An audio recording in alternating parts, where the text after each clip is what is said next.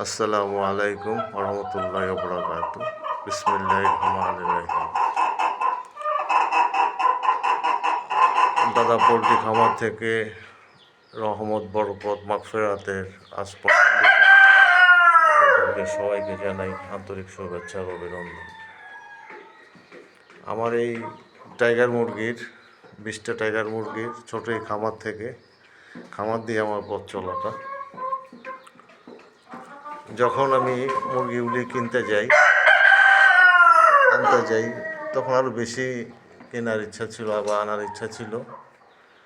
But একটা জিনিস আমার মধ্যে কাজ করছে, সেটা হচ্ছে যে আমি তো কিছুই জানি না এগুলো রক্ষণাবেক্ষণ কীভাবে করব, কীভাবে পরিচর্যা করব। ঠিক আছে, আগে অল্প থেকে তারপর দেখা যাবে। আমি আসলে কিছুই জানতাম না। ইউটিউব দেখে বিভিন্ন খামারি ভাইদের পরামর্শ মতো আজকে পর্যন্ত এসেছি ইনশাল্লাহ। তো ইদানিং একটা বিড়ম্বনা আমাকে খুব পোয়াচ্ছে, সেটা হচ্ছে আগে সমস্যাটা ছিল না।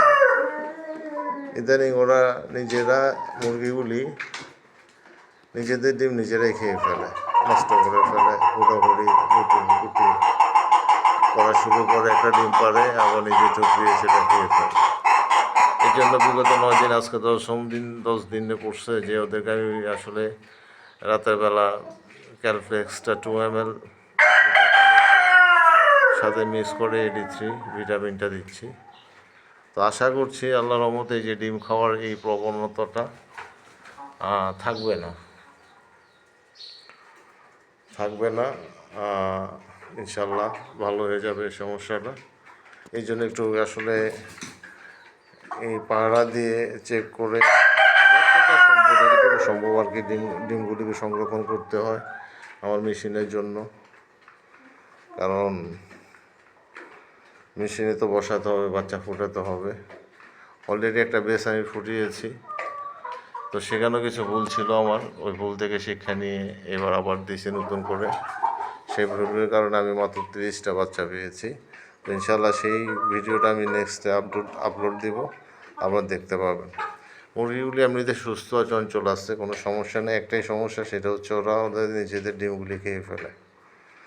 তো দোয়া করবেন ইনশাল্লাহ যেন এই সমস্যাটা থেকে আমি নিস্তার পাই এবং এই সমস্যাটা কাটিয়ে উঠতে পারি।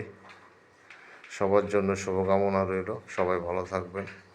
আসসালামু আলাইকুম ওয়া রাহমাতুল্লাহি ওয়া বারাকাতুহু।